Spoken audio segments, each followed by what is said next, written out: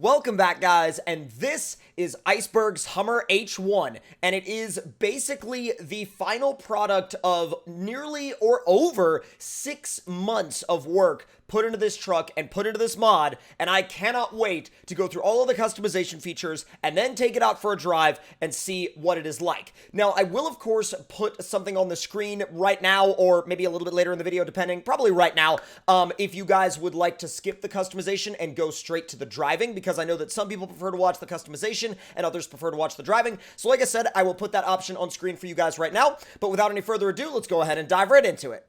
Now we start the customization process with, of course, the engine. Now we're going to begin with the GM 6.5 liter V8 turbo, and then of course you can upgrade to the 6.6 Duramax, which we're definitely going to do. So now that we've got the Duramax in there, we can actually choose between the Allison 1000 6-speed, the GM 4L80E 4-speed with manual low, and 4L80 4-speed standard without the manual low control. The manual low control, of course, being that variable range between low, low plus, and low minus. So we're probably, for now, I would imagine the best one to stick with for now will probably be the 4-speed with manual low, and then later on in the test we'll switch over back to the 6-speed Allison.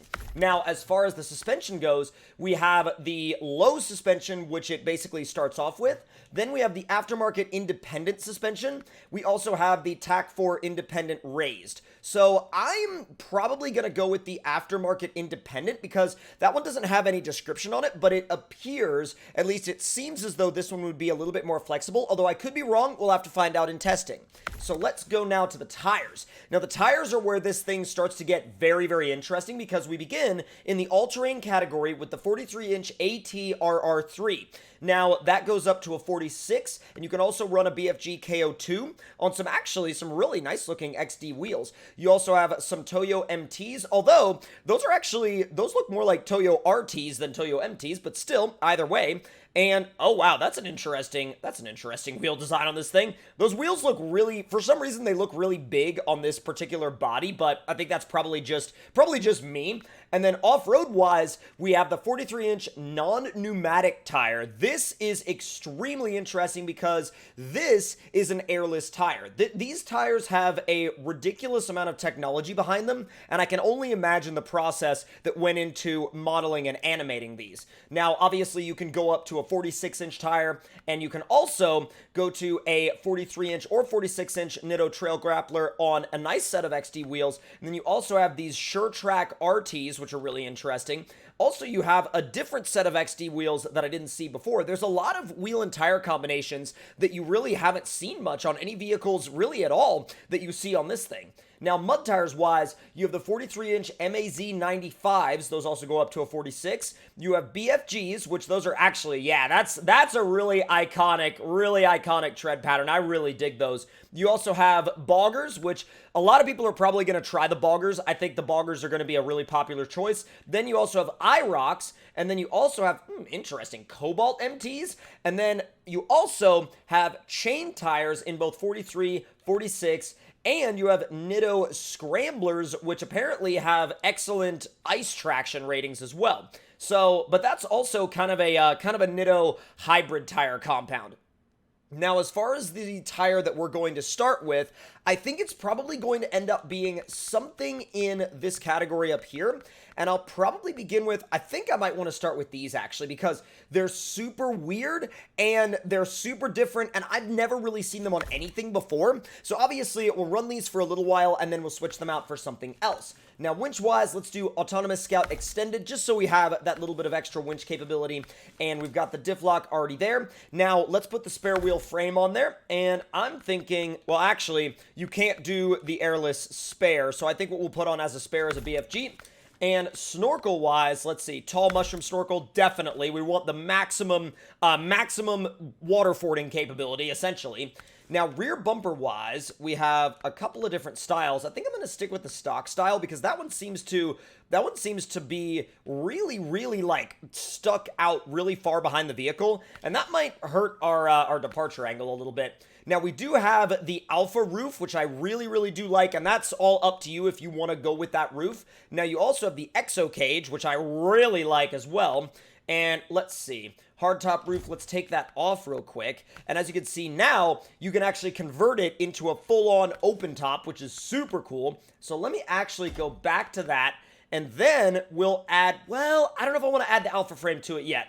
I don't know if I want to add the alpha frame to it yet. And then you have multiple roof racks, and you also have a soft top that you can add as well. I'm going to add the small roof rack. And then, let's see. Whoa, look at that. That front bumper is sick, though. Now, as far as the miscellaneous options go, we've got extra LED lighting for the front bumper.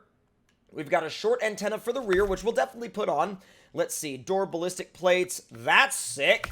And then let's see what else. Fender flares. They look all right. I mean, I definitely think that those are kind of something that you'll either really like or really not like, and you'll kind of go one of two ways with those. And then let's see. Oh, it's just literally like a sticker that goes on the front. I wonder why he didn't put that in the stickers category.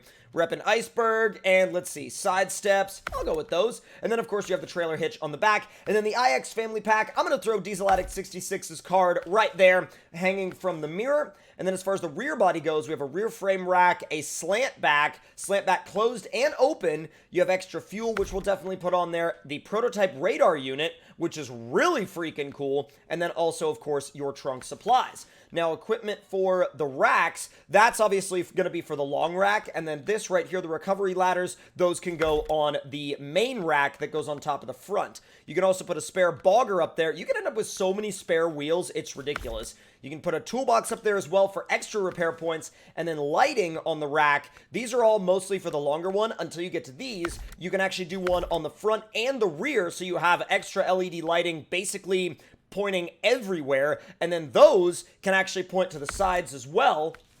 And then down here, you have the steel core rim. Basically, that's going to be your wheel that you're going to be using for the airless tire, obviously, so we can't really adjust that all that much, but you have a bunch of custom paint jobs as well in here, and some of them are solid colors, some of them are camo, and that's completely up to you on which way you want to go with that. I may go with a solid color, and to be honest, I really like that faded red, but I also really like this faded orange. There's a lot of great colors here that you can actually choose from, but I'm thinking, oh my god, this is actually a really hard decision to make. I might go with the orange. And now, yeah, we're definitely going to be throwing beans on the dash. Heck yeah, dude. All right, first test out here on Super Truck Stadium. It's time to drive this thing and see what it can do. Let's fire it up. Actually fires up pretty quick. Now, I don't know how these airless tires are going to do in the mud, but really there's only one way to go about finding out, and that's to literally plunge it straight into it. But oh, dude, look at that. You can put it in neutral and actually rev the engine. You can see the tach move, but you can also see what looks like the boost gauge move as you spool up the turbo.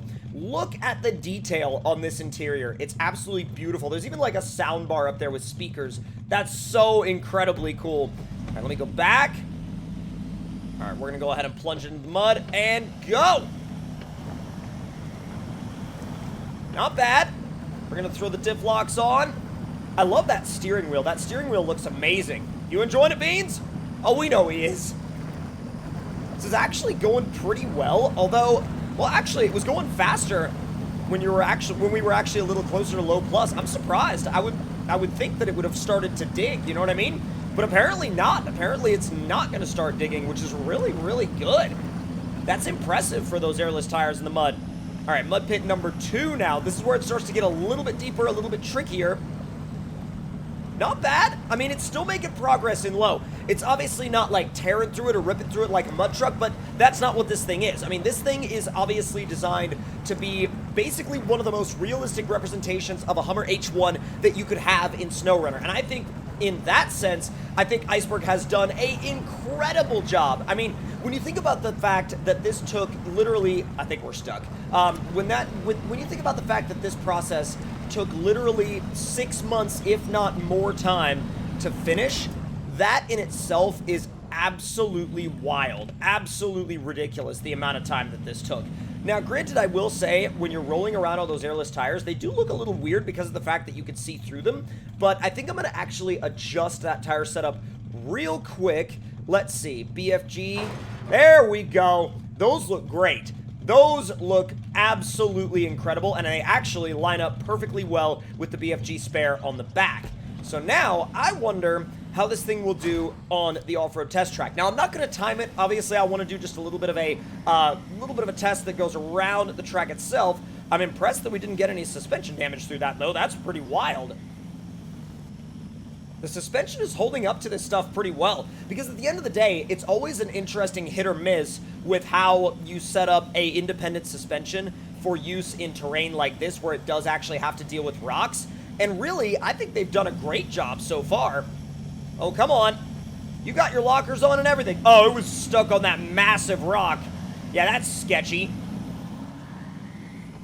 It's pretty quick. Even with that 4-speed, it's not the slowest thing in the world. Oh my god, I just, like, smashed it into that pile of logs, and it didn't get any damage at all. Not even any damage there. What the heck? That's nuts. I would have absolutely imagined it would be getting a ton of damage by now, but it's not. That's amazing. I mean, it's so strong. It's so incredibly strong. There we go. There we go. There we go. Back into automatic mode, and flat out. That's amazing. I mean, that is an incredible performance out of this thing. See how it does over the cars. Dude, it actually keeps itself fairly level in the air, too. It's really doing a lot of things that I did not think it was going to do. I mean, I brought it out here onto the obstacle course because I really wanted to throw it into some really difficult and demanding situations right off the bat. And so far, it has held up to each and every situation extremely well. Now, of course, I could have driven over that log a little bit more diagonally and prevented that damage, but I really did want to find out what the threshold of damage was going to be for this thing, because it really is absolutely incredibly strong, and it impresses the heck out of me. Like, genuinely, this thing blows my mind, and if you're looking for one of the ultimate scouts, I mean, this thing could absolutely fit into a modded campaign playthrough so well, and it could be so useful. It could be your primary scout all the way through the game, and you would never have to really, like, all you'd have to do is change the setup on it occasionally. You'd never really have to switch scouts. I mean, it's so good. And it also, I don't think it would feel out of place around the other vehicles in the base game. So let's, real quick, let's swap out that transmission and just see. Maybe this is a ridiculous idea, but I want to see if it'll clear that jump. It probably won't, but I mean, you never know. We have the top engine in it, and now we have the 6-speed transmission in it, so it probably won't clear the jump, but I do want to just see, just for my own personal curiosity. Let's find out. And yes, I do 100% realize it is not designed for this. Give me 6th gear. There it is. Come on. Yo, it just barely made it. I did not think it was going to make that. That's amazing. Bro, that's absolutely freaking amazing, and I love it. I love every bit of the fact that this thing can make that jump. But if you guys enjoyed this video and enjoyed this rig, make sure to let me know all of your thoughts and opinions in the comments down below. And if you're new around here, make sure you hit that subscribe button and turn those notifications on, and I will see y'all next time.